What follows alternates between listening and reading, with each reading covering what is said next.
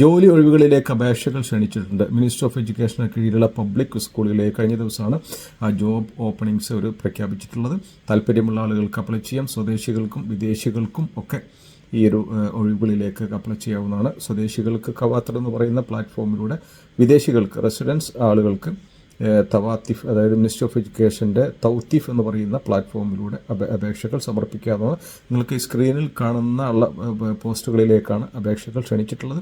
അപേക്ഷകൾ സമർപ്പിക്കുന്നതിന് മുമ്പ് നിങ്ങൾ തയ്യാറാക്കേണ്ട കാര്യങ്ങൾ, നിങ്ങൾ എഡ്യൂക്കേഷൻ സർട്ടിഫിക്കറ്റ് മറ്റു കാര്യങ്ങളൊക്കെ കമ്പനിയിൽ നിന്ന് NOC തയ്യാറായിരിക്കണം. അതുപോലെ തന്നെ കമ്പനിയിൽ നിന്നുള്ള എക്സ്പീരിയൻസ് സർട്ടിഫിക്കറ്റ് നിങ്ങൾ റെഡിയാക്കിയിരിക്കണം.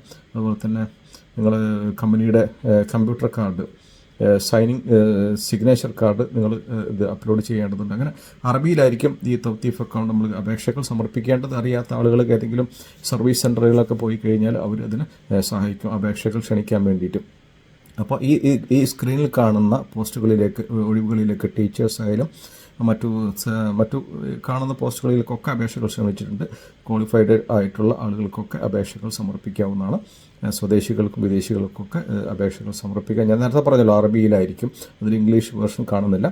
അറബിയിലാണെങ്കിൽ ഇപ്പോൾ അങ്ങനെ അറബിയിൽ അപേക്ഷകൾ സമർപ്പിക്കാൻ ബുദ്ധിമുട്ടുള്ള ആളുകൾ ഏതെങ്കിലും നിയർ ബൈ നിങ്ങളുടെ തൊട്ടടുത്തുള്ള സർവീസ് സെൻ്ററുകളൊക്കെ പോയി കഴിഞ്ഞാൽ അവർ ഈ അപേക്ഷകൾ സമർപ്പിക്കാൻ നിങ്ങളെ സഹായിക്കും. ഓക്കെ, പെട്ടെന്ന് തന്നെ എന്ത് ചെയ്യുക, നിങ്ങൾ അപേക്ഷകൾ ഒക്കെ തയ്യാറാക്കിയിട്ട് ഇതിൻ്റെ ആവശ്യമുള്ള കാര്യങ്ങളൊക്കെ തയ്യാറാക്കിയിട്ട് ഉടനെ അപേക്ഷകൾ സമർപ്പിക്കുക. Okay, thank you.